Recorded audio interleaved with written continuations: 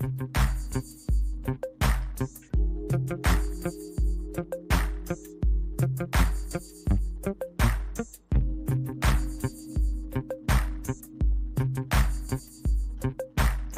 everyone. Welcome to Notes on Nonprofits. So glad to have you here.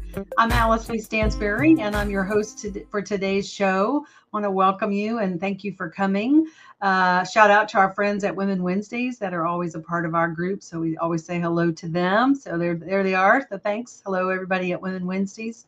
Today, I'm very excited about today's show. It's a great topic, which is first-time executive director. Now what?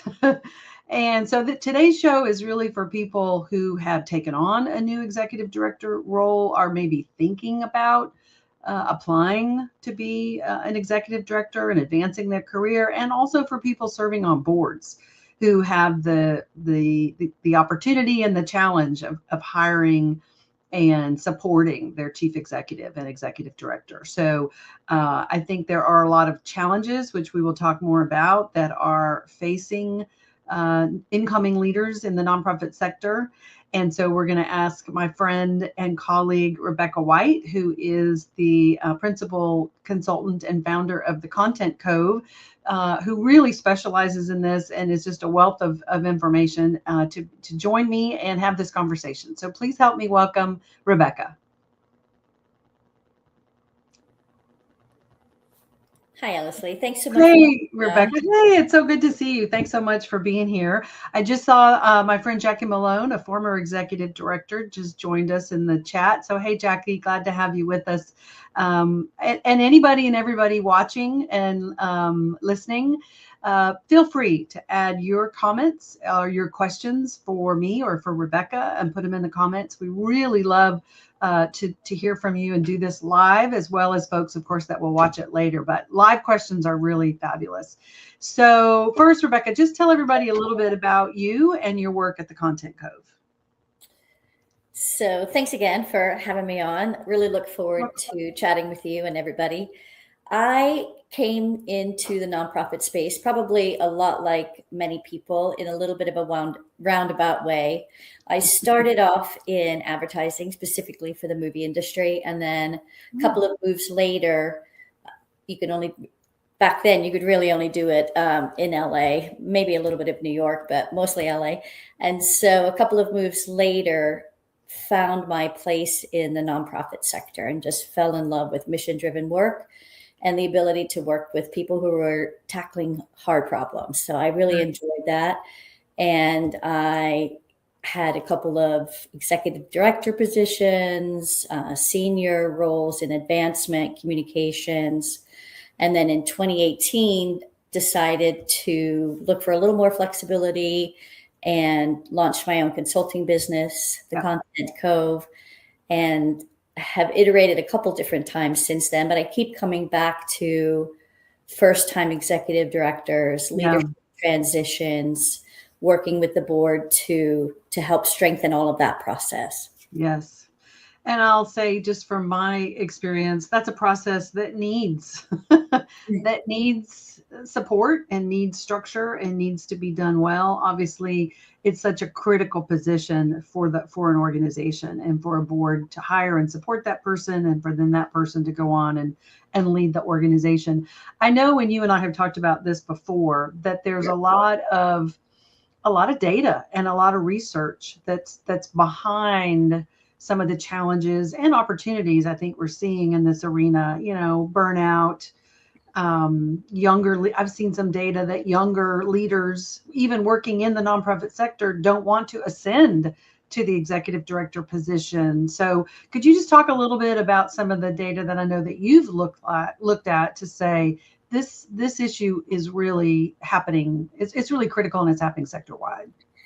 It's really critical. It's happening sector-wide. And actually, it's not only the nonprofit sector. So we're seeing this across many sectors. The secondary issue that we have in the nonprofit sector is sometimes it's harder for us to compete when we tend to have lower wages or less flexibility, things like that, where we see from Bridgespan and Board Source and Leading with Intent, we see the data that's showing that younger generations are not as interested in the roles we built. And frankly, who can blame them? Because we built these roles. Right. Right. We built some of these roles that require such ongoing heroics. And I know why we did it, but it's not serving the mission long term, I don't think. And it's making it very difficult for some of the exiting executive directors that I talk to leave. So that's another group I work with, are exiting executive directors, to help them leave well. And sometimes they feel a little bit like they can't leave because no one is interested in their position. I've actually had executive directors tell me that. Yes, I have too, now that you say that. And they stay in their position probably longer than they want to, and also longer than I think is really in the best interests of the organization. Sometimes that can happen. Yes. Yes, that definitely can happen. But what I often see is they stay longer and they're the ones that pay the price for it. Yes. It's because they are connected to the mission and they're very dedicated. And so guess what gives? Their life, the way they, their health, all of their sanity. Yes. All of those things. And so, one of the things I talk about a lot, I'm sure people are either tired of or happy to have me bang on about, creating a workday that you love, because I think you can design a workday you love, even when we are working in a really hard, hard to solve problem areas. Right. Well, first of all, I just love that. So, I kind of want to lift that up, which is, create a workday that you love. And as we get into this, let's kind of come back to that and talk a little bit more about what that might look like. I see the same thing you're seeing, and have done some work around kind of the general category is usually succession planning. And I know in my experience, that phrase is something that boards tend to be uncomfortable bringing up, because they feel, first of all, may not know how to do it. And second of all, they think if they bring it up, then their executive director's going to say, okay, well, you don't want me here, so I'm leaving, and kind of leave them holding the bag. I think from the other side, when I've worked with executive directors, they're hesitant to bring it up for fear that their board's going to think, oh, they've got one foot out the door, right? So in the meantime, they're both thinking it, but nobody's saying it. What's been your experience with that? I see exactly the same thing, and it's so interesting because having a succession plan is long-term sustainability. That is achieving your mission. Right. And the data shows that less than 30% of nonprofit organizations of all sizes have a written succession plan. Right. Right. Yes. And for all the reasons that you talked about. And also sometimes I think people think it's going to be really hard, onerous, tricky, and where to start. And depending upon the size of the organization, it's probably not as complex as people think it's going to be. Right. So let's just put it out there. Succession planning is not a dirty word. Succession planning is not a root canal. So if you're watching this and you are serving on a board, or you are a long-standing ED, and you can see the light at the end of the tunnel and feeling like there's going to come a time when it's the right time to leave your organization, the time to talk about it is now. I said to a group recently, Rebecca, maybe because I'm in Florida and I know you're in Texas, but that actually applies in both states. The time to have your hurricane evacuation plan is before the storm is coming. And to me, it's kind of like the same thing. Like, you put your succession plan in place when everything's fine, when your leader's not leaving, when things are going well, but you want to be planning for. Could you speak a little bit to that? I 100% agree, because you also can be more systematic. You have room to think through what it can look like, be a little more creative, which you can't do if you're operating under a really strict deadline or in a crisis, under panic. And so it's just a little bit of a different focus. And one of the things I sometimes talk to organization leaders about is, if you already do, hopefully you do, sometimes this doesn't happen either, but if you're already doing annual reviews for your executive leadership, you can embed succession planning right into that process. And that can be the start of your succession planning without having to do a heavy lift. Because a lot of the questions you're asking and developing, they fall right in line with that. Right. So that's a great takeaway. Like, to start, if you're thinking to yourself, how do we even get started? Start embedding some of these things, succession planning, into the annual review that's already going on. You know, what's the status of the plan? What's happening internally in the organization to educate and groom future leaders who could be potentially qualified candidates for the position when the time comes, right? Things like that. Is that what you're talking about when you say? Certainly, just so that at least you start thinking about it and talking about it in a different way.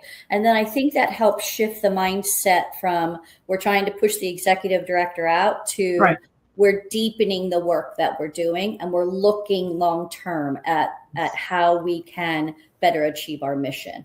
So it just starts shifting the conversation. Right. It's another spoke, if you will, in the wheel of sustainability. I think leadership sustainability. We talk a lot about sustainability around finances and funding, but leadership sustainability is another one of those, spokes in the wheel. Yeah. Yes, because transitions can be tricky, and we know all the bad things that can happen. You lose mission focus, you lose funding, you lose staff, you lose community partners. So if it's not done well, and if it's often not done well, I think that's why people have such a negative view of succession planning, is because often it's not planned. Right. And actually that's how I focus my succession planning when I work with an organization. It's either planned or unplanned. That's it. Right. It's not that complicated. And then we do add two toppers, so to speak. Either crisis, we'll have a crisis piece of the plan, or founder. If you're transitioning a leader who's your founder, that has some additional and important components to bring in. So that's it, planned or unplanned. Right. And then if it's unplanned and crisis, you add in some different communications and things like that. And then with a founder, that's also important. Yeah.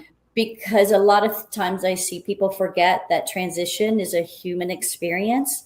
So they're often focused on the mechanics of transition and succession planning, and forget that all the work is done by people. So it's an emotional process. And one of my favorite books to help explain that, and that I use with all my clients, is William Bridges' Managing Transition. Okay. And he talks about the three emotional aspects of transition, which are ending, losing, letting go. That's the beginning. And then there's a neutral point, and then new beginnings. And so and everybody kind of moves through those at a little bit of different paces. A lot of times the board of directors has the information first. So they've already gone through the ending, losing, letting go part. And they're looking at new beginnings before sometimes, community partners, staff members, funders have even got the information. Yeah, everybody. So with that framework in mind, which I think is great, and we'll drop that resource in the comments, William Bridges, Managing Transitions. Everybody's going to be at different stages in that process, some farther along than others, which I'm sure creates some friction. And I also want to say, I think your framework about, crisis versus kind of planned, and especially if it's a founder, or even if it's the ED's been in the role 10 years. I mean, may not be the founder, but they've been in the role a long time. And how to respond to those things, and what board members need to know. Okay. Yeah. We just got it dropped. show producer. Just put it in there. Okay. Also put in a resource from Board Source, which I know is one that you recommend for additional resources on Yes. boards, responsibilities, and structures and things like that. So you'll see that in the chat. So if you're just joining us, we really want you to chime in on the conversation. My guest today is Rebecca White from the Content Cove, and we're talking about first-time executive directors, some of the challenges, the opportunities, what staff need to know, what board members need to know. If you've been a first-time ED, I know I had some folks commenting as I was promoting today's show saying, yep, been there, ... So we'd love to hear from you. Please say hello or put a comment or a question or something in the comments. So I want to talk a little bit about, and we've touched on this a little bit, but touch on kind of misconceptions and pitfalls around this topic. I mean, is there kind of a widely held belief about this process or about first-time EDs that you just have found not to be true or that you really disagree with? I think the biggest thing I disagree with is the fact that hiring a first-time executive director is too risky. I vehemently disagree with that. Okay. Because if you hire for fit, and if you're very clear on where your organization is now. So one of the first things I do with board of directors when I'm coming in to do succession planning is, you might want to put this in your chat too, is Susan Kenny Stevens' nonprofit life cycles. So we build a really nice picture of the stage of the organization, both across in their mission, and then sometimes, because a lot of times programs can be very mature, but perhaps some of the systems or processes that underpin it are not. Right.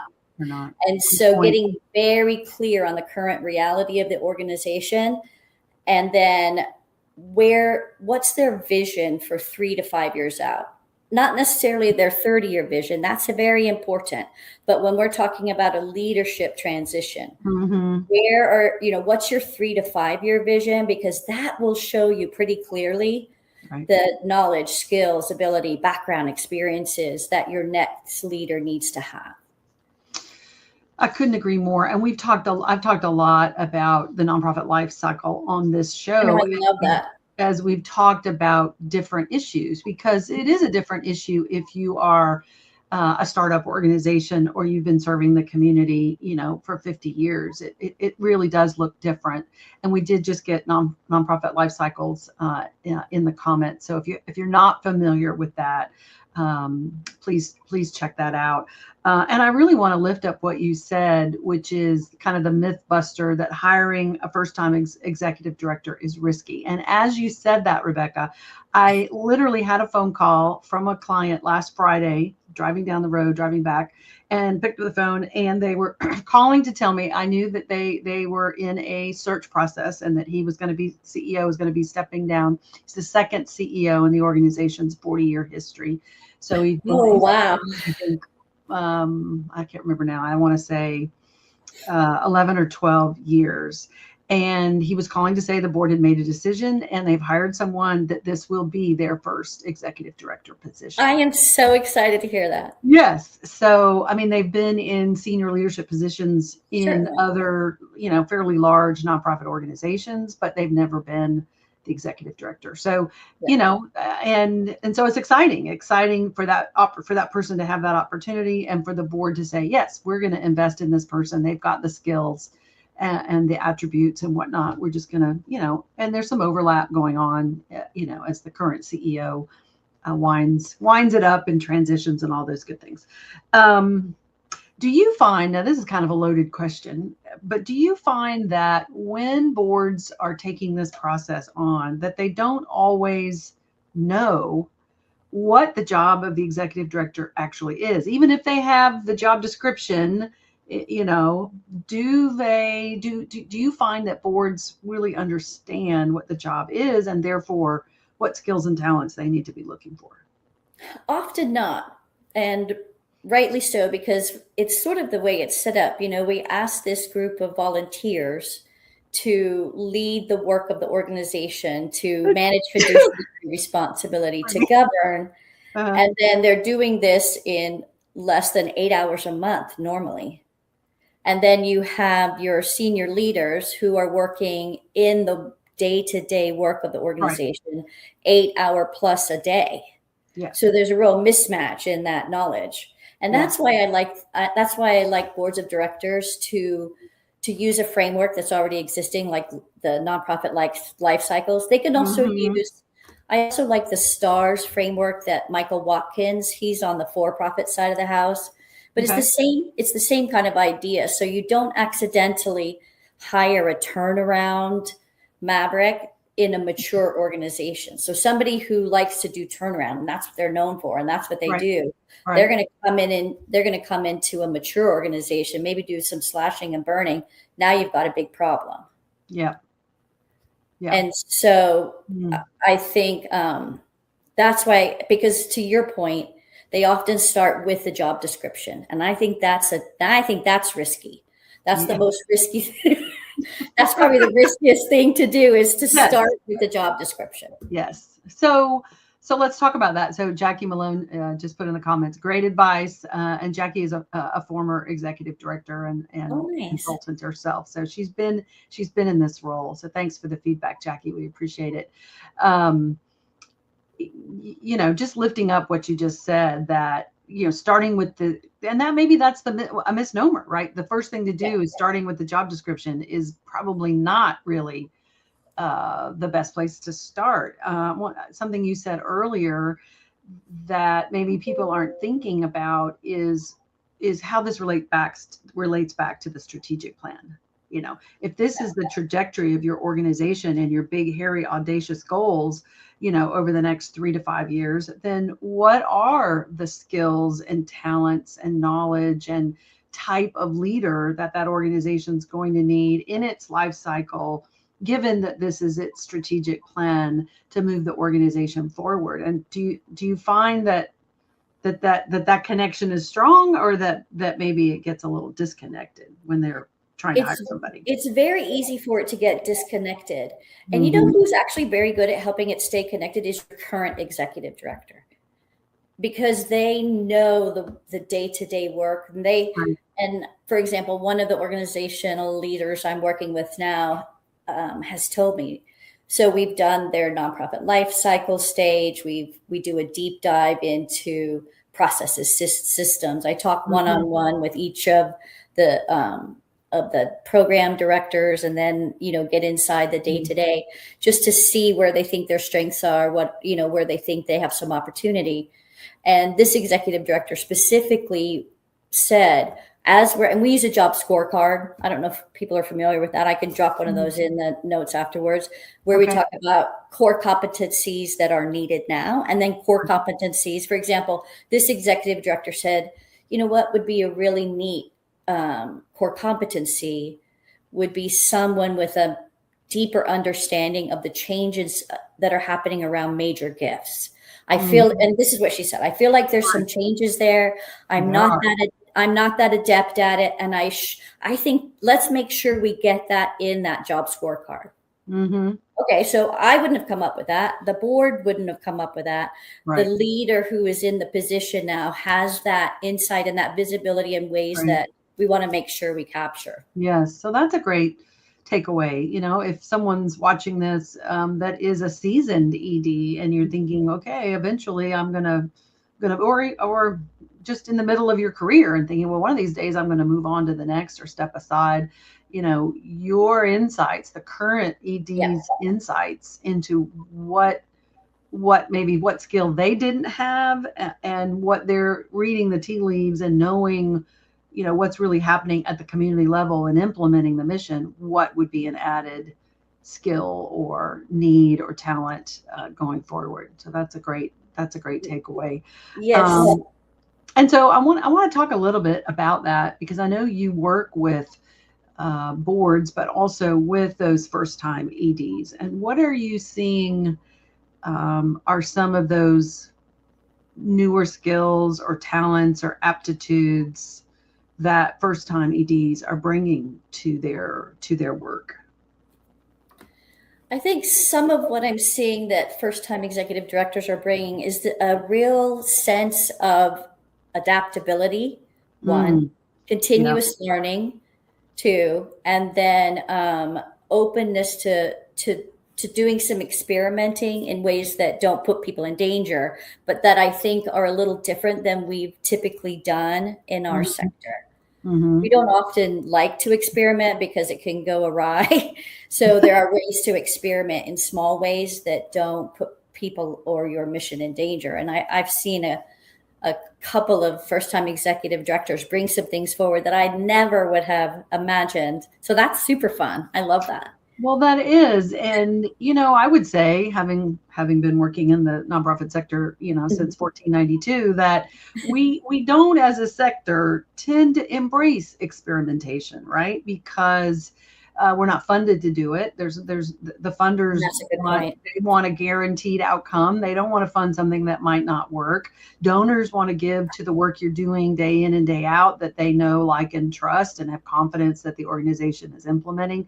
So experimentation pilot projects they fall into that. Oh, that sounds risky, and yet. I love hearing that as you're working with new executive directors, their willingness and ability to try some things. Not that that's going to put the organization in jeopardy, but to try some things and see if something different or a shift or something might work. Yes, because to your point, this particular person didn't know that, generally speaking, funders are not excited about experiments. It's really hard to find supporters for trying something that hasn't yet been done and shows a proven outcome. Right. Well, and I think boards in general, I mean, they tend to be, even if they are more, they are less risk averse in their professional work or in their personal life, they tend to come to the board table and become more risk averse because it's contributed dollars. It's the community's organization, and they're there to represent the community. And, I've had board members tell me, I don't want this to blow up on my watch, Alyce Lee. I don't want to be the one responsible for the loss of this service or something catastrophic to happen. So they tend to be very conservative, I think, in their decision making and their willingness to take on very just a little bit. Just a little bit, just a wee bit, just a little bit.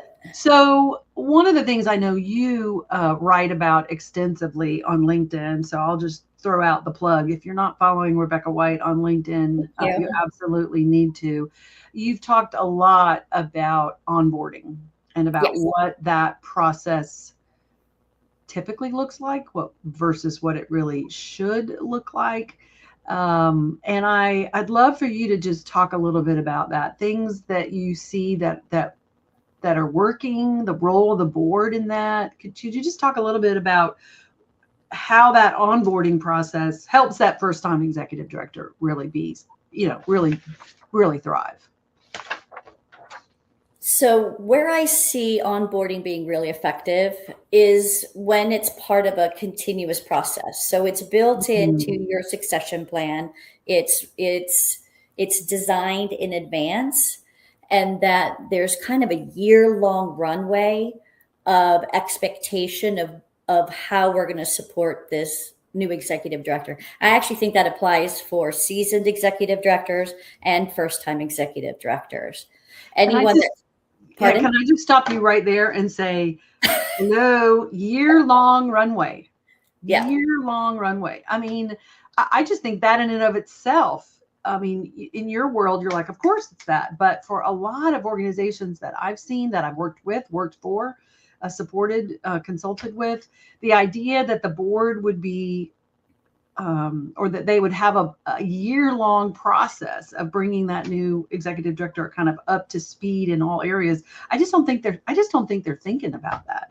I mean, what I see is, maybe a couple of months, first 2 or 3 board meetings, and then they're throwing them in the deep end of the pool and hoping they can swim or tread water. Right. And then we get a lot of knock-on problems that we could have just avoided with a bi-weekly 45-minute meeting. When I say support for a year, this doesn't mean that the entire board has to be at the beck and call of the new executive director who's going to be interrupting their day over and over. This is planned, consistent, systematic. I still think that the strongest first relationship any executive director has is with their board chair. Yes. And so, helping. So the board chair hopefully had a good onboard. That doesn't always happen. And so there may be some learning that the board chair can do also to be really strong in their role. And then just set up a consistent rhythm and cadence. I think a lot of problems are solved with consistency. Sounds simple, but when you just have a meeting set every other week for half an hour or 45 minutes, and it's just talking about here and giving context. So a lot of times board members don't realize how much knowledge and context they have around an issue or a person or how things run in their city or their town or their community. And that's really valuable information to a new executive director that they don't have to stumble around to figure it out. Right. I love that.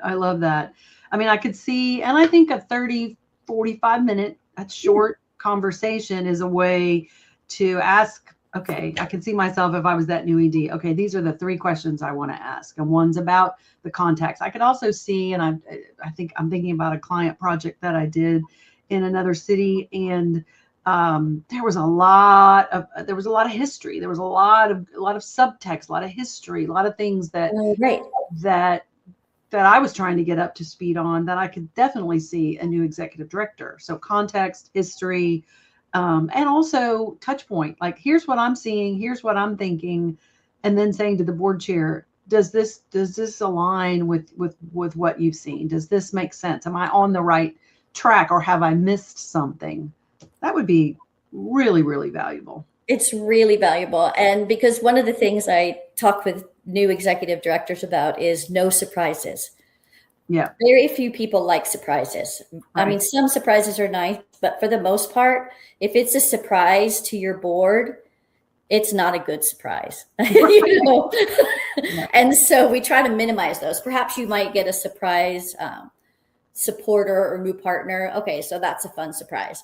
But waiting too long to bring information or to bring insights or things that you see developing, by having that rhythm, you can just make sure here are the 3 priorities that we said that we were focusing on this year. Right. I am starting to see this other issue across this program. It came up in the mayor's meeting. It came, so all of those insights come together in ways that they won't if you're just running that mad dash, Right.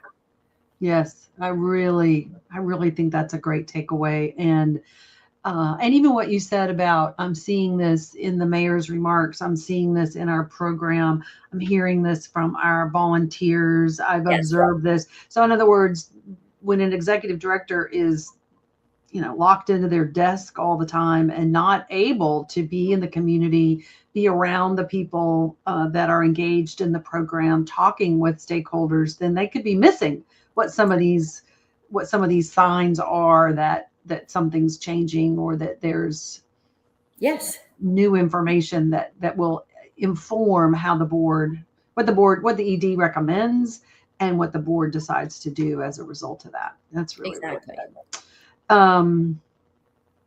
Let's talk a little bit about the budget side of this, because hiring somebody new, paying probably for a transition, right? You're still paying for your previous ED while the new ED is coming on board. Recruiting that person. I mean, what's been your experience? And let me my caveat in asking this is, I've seen some boards who knew they really probably needed to make a change, but they were like, well, we're going to have to pay somebody a lot more than what we're paying our person we've had forever, and we either can't or won't or don't want to do that. So they just kind of left them in the position. And needless to say, it eventually did not end well. So let's talk about the money piece of that. And what boards are thinking, what new leaders are thinking. What are your thoughts around that? I know that's kind of a broad topic, but money is a part of this conversation. money is a part of this conversation, and it's an important part of this conversation, and it's a solvable part of the conversation. And so if you know that your executive director is currently underpaid, start working on that now. Because if you work on it now incrementally with the executive director, then because you won't, I keep hearing people saying that they can't find a replacement. Well, that's actually not true. They can't find a replacement for the way they've set up the role currently. Yes. And which includes what they want to pay. What they want to pay. Sometimes the role itself is designed to be everything possible in one role. And that's not no one person can do all of those things well. Right. And, they throw everything in that, they want you to be a financial whiz and the strategy whiz and, know all the movers and shakers of the community and bring in your own funding and be the best leader that ever, so they start stacking all these things in there. And instead of focusing on what they need for their particular organization. Yes. So what I heard you say is that the money part of the hiring succession planning process is a solvable part of the process. So I definitely want to lift that up, because I think that's universally known or seen, right? And I love what you said too, that if you know you're currently underpaying your current director who's been in the position perhaps for a long time, and you're able to gradually, incrementally increase that salary, what you're doing is, compensating your current leader, but also positioning your organization for being able to transition to the next leader. Yes. So I think that's a key point. And if you get really wound up, we have a lot more fractional and interim options that we didn't have before. So if a nonprofit organization does end up in a bit of a catastrophe where the board of directors says, we've lost our executive director. We know we can't afford to bring in the new executive director yet, because that would require a 50% pay increase. I mean, I've seen some really mismatched setups. There are ways then to bring in interim leadership, fractional leadership, distribute the work a little bit differently than maybe you have it set up now, so that you can work the plan for building the mechanisms. And that's your side of the house, Alyce Lee, right? So helping generate a revenue strategy, and that all takes time. You're talking 18 months a lot of times. It's not typically, unless the board has the ability to all of a sudden step in and put some challenge money into it. For the most part, I think it's 18 months. Yes. I agree with that. And you just made me think of something else, going back to the strategic plan. Even if you don't think you're going to, hire a new ED 4 years from now, now's the time to be talking and putting in your strategic plan a decision to build your operating reserves such that you'll have the dollars available to be paying 2 salaries at one time, to pay for the costs and everything associated. You may hire fractional help. You may hire a search firm. So there's building in now and starting to save now for those costs that are going to come later. I want to go back to something else that you said, and I've seen this happen so many times, Rebecca, where a seasoned executive director, maybe not the founder, but they've been in the job, 10 years or more. And what I see is that the job they took when they started and the job they have 10 years later typically looks very different, because what happens is they learned how to do all these things that were in the job year one.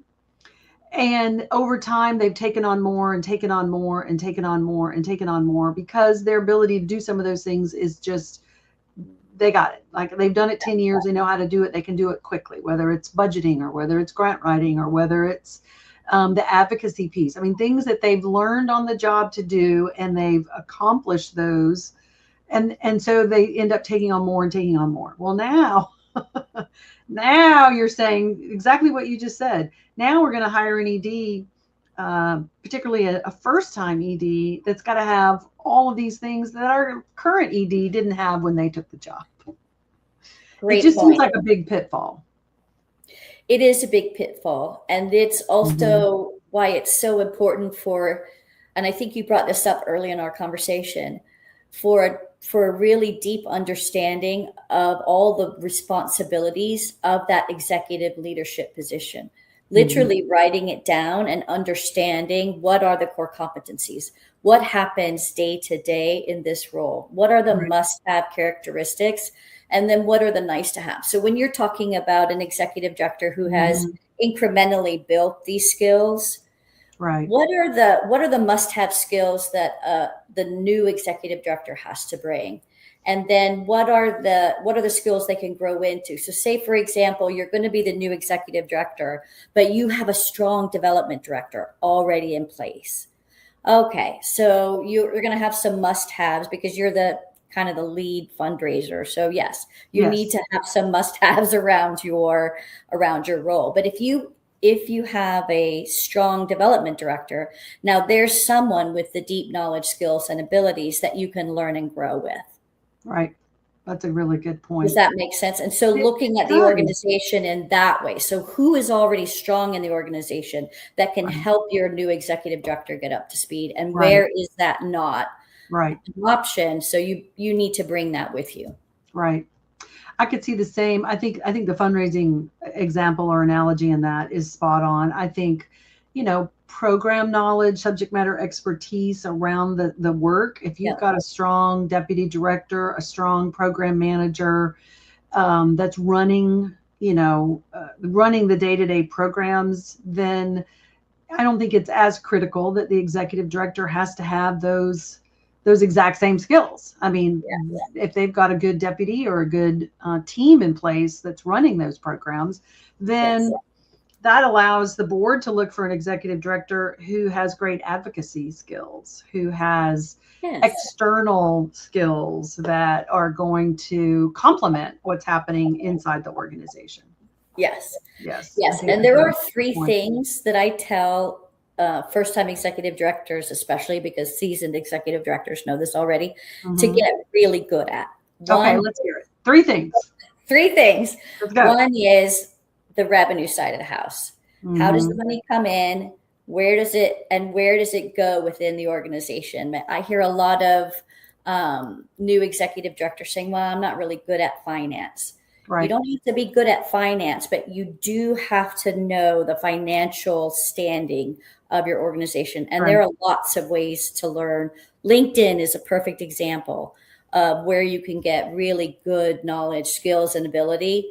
Right. And if you're really weak on that, if I want to hire a first-time executive director and I'm the chair, that's one thing I will pay for. So I'm going to pay for, I'm bringing in my executive director, but I'm going to, right next to them, you can bring in a financial, like a fractional CFO or some coaching, and you don't have to do it for a long time, but maybe 3 months just to make sure, because if they don't know how the money comes in, where it goes, how it's budgeted, how do we spend our money? Yes.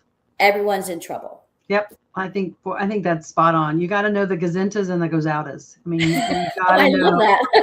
Right? You got to know the gazintas and the gozautas. And it reminds me, and I know you got two more, but it reminds me, good colleague of mine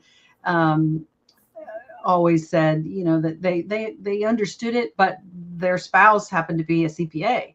And so when there were things coming up, she'd go home and say, okay, help me on, talk to me like I'm a 5-year-old and help me make sure I understand this. And so, that's a takeaway too. If you're the new ED, maybe the organization or the board can provide that expertise, but also for you to find your own mentor, subject matter expert that you can learn from to build up that. That's a good point. And I know a lot of communities have SCORE, that Society of Retired Executives. Right. They do some things in our community here around that. They're retired. And so they have that deep knowledge and can help you understand your numbers without you having to be a CPA. Right. Okay, so 3 things. The first one was know the finances, the gazintas, and the gazoutas. What's number 2? Number 2 is know your roles and responsibilities, yes. But I want you to know the roles and responsibilities of your board of directors, all of the positions of the board of directors, the chair, the secretary, the treasurer, the governance, how to read a 990, the bylaws. You should know that better than anyone else, because I think that's actually a place that we run into a lot of trouble. Yes.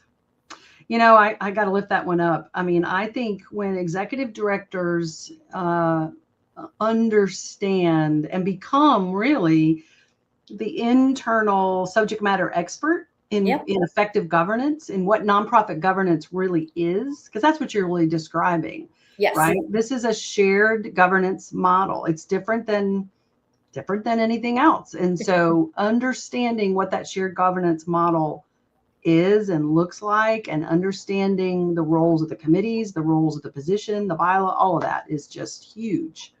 You really have to be your own subject matter expert. I think. Really have to be, because especially, about 30% of your time, especially early on, is building a relationship with your board of directors, understanding the governance piece, getting clear on all the policies, the procedures, the bylaws, right?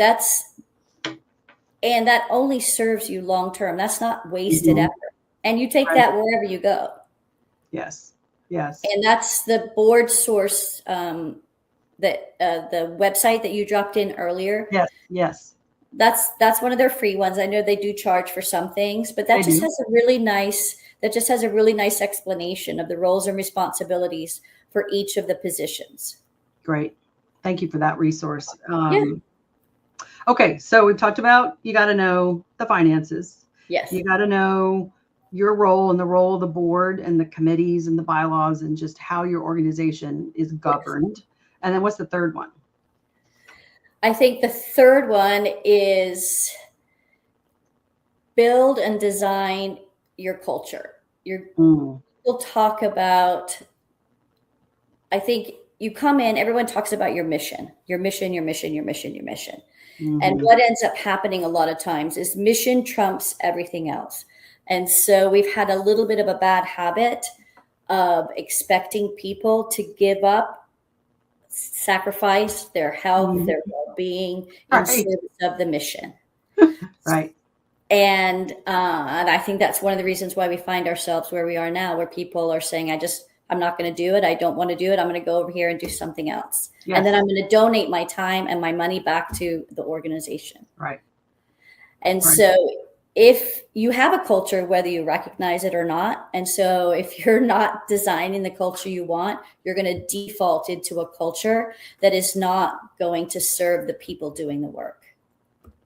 So I think you have to have, yes, you are laser focused on your mission, but you have to underpin everything with culture. Yes. I'm really glad you said that. Wearing my fundraising hat, the sector and myself and we're always talking about building a culture of philanthropy, where everybody feels everybody's an ambassador for the mission. Everybody knows that there's a role for philanthropy in the work that you're doing, and that it's not a necessary evil. Fundraising isn't a necessary evil. It's something we celebrate. And I can see from what you're saying about, creating a culture of fairness and a culture of teamwork and a culture of commitment and all of those things that really reflect the values of the people that work there. And I would certainly see the ED as the chief culture officer.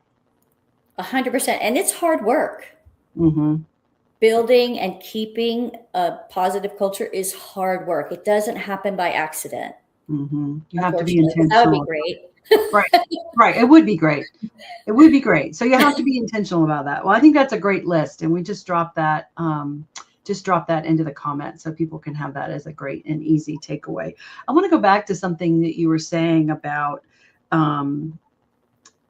spending time with the board. And I'm sure, I mean, let's talk about that, because when you're a new or first time ED, just in the first year, I could see that looking one way. And then as time goes on, what that percentage could look like going forward. Could you give us your thoughts on what percentage of time do you think makes sense or is a good benchmark? I shock people with my 30% number all the time, because they say, Rebecca, if I'm spending 30% with my board, that only leaves me 70% to do anything else. I said, aha, yes, but your board is also part of your engine. Right. You guys are working together, and a strong board exec partnership will trump you running by yourself that extra 30%.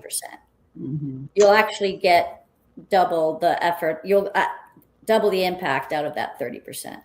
So let's lift that one up, right? Investing 30% of your time can generate double the impact, in part because you are empowering the board. Yes. In its role. Yes. And you're helping them see, people want to know why their effort matters. Yes. That's a very human reaction. I want to know, we want to know why what we're doing matters. Yes. And so if we only see our board members once a month or every other month, and we're just running through a laundry list of what's happened in the past 30 days or 60 days, no one's connected deeply to the mission, and they're not really seeing how they matter. No. And so I think that's a lot of times we get disengaged boards too. So we like to beat up on. That's a whole nother show. That's a whole nother show. But yes, I completely we do. Agree. We like to beat up on our boards for being disengaged, but they're volunteers and they're giving of their time. So yes, everyone needs to come forward. It goes back to culture. If you're not, cultivating the interest and engagement of the board and being very intentional about that, and feeling like, well, my job is just to report back to the board every, whatever it is, every 30, 60, 90 days. I mean, that's doing is reinforcing that lack of engagement. That's just making it worse. Then you're building kind of that habit of disengagement. Yeah. Where they're waiting to be told what to do, which is annoying. Right. Well, and high performing boards is also another workshop, another show. Yep. But I mean, high performing boards don't wait for the exexecutive director to inform their work, to tell them what to do. High performing boards know what their job is. Yes. Know what their job is and are empowered to do it in partnership with the chief executive, right? Yeah. Yes, there's 3 documents, and I think I just wrote about it in my Substack, which is the Pocket COO. Okay. And there's 3 documents that I think are really helpful for executive directors, but they're board documents, but they're helpful. The executive director might have to do the initial work to get the board chair to champion them. But once they do, they can be really, really powerful because a lot of times your board members want to do a good job, but they don't know how. They don't know how. What are those 3 things? We got about 5 minutes left. So what are the 3 documents? So the roles and responsibilities, right? Everyone, you can embed just, a quick 5-minute. I do this on any board I'm on. I usually end up on governance because I'm the only person that loves governance. So I love governance. I think it's fantastic. And so we usually, here's a piece of our bylaw. Because you read your bylaws when you're brand new, but it gets overtaken. So just roles and responsibilities. And then the second one is a board and executive operating agreement, a literal written document where you outline the role of the board, the role of the executive director, the beginning, the end, and the overlap. Okay. And then you show, it's just and then it's very clear. Yes. And then we know, so then that helps your board see where they best operate and helps them stay out of your day-to-day operations. Okay. Amen to that. Right. And then the third thing is a board calendar. So I also use this with all of my clients. So the board of directors looks at their year and literally buckets it out where that makes sense. So for example, maybe January, you're onboarding new board members. And also that's your thankathon. And then in February, maybe you don't have a board meeting. Those are your committee meetings. And then in March, I don't know, maybe you're helping with a spring appeal and something else. June, you're doing the budget. September, you're doing the budget, depending upon your fiscal year. So you literally just put no more than 2 or 3 things in every month. So everyone knows before the year starts, what are we going to be working on? Then you don't accidentally forget to give the executive director or their review. And then you don't accidentally forget to do your board self-assessment, because it just is put in where it makes sense. Right. Okay. I love that. And thank you for sharing those 3 things. And love the board. I love the board calendar, and I agree. And having been a board chair myself, I remember making a note. Okay, we need to be looking at the budget in April for us to have discussions about it to approve in June. And we need to be looking at our agreement with X, Y, and Z in February. Because, and once you start creating that, it really provides a lot of structure and focus to what the board is doing. And like you said, when the board is focused on the board's work, it's not micromanaging the executive director's work, which I'm sure is another reason those first-time EDs or any ED, run screaming from the building saying, no, I'm not going to do this because I'm being micromanaged. Yes, I agree. Yeah. Okay. Well, we are just about out of time, which I knew we would have no trouble talking for an hour about this. And I want to thank Jackie Malone for saying hello. And I know we have some folks that like to watch the show, and they never put themselves in the comments, but they watch every time and then they tell me afterwards. So shout out to them.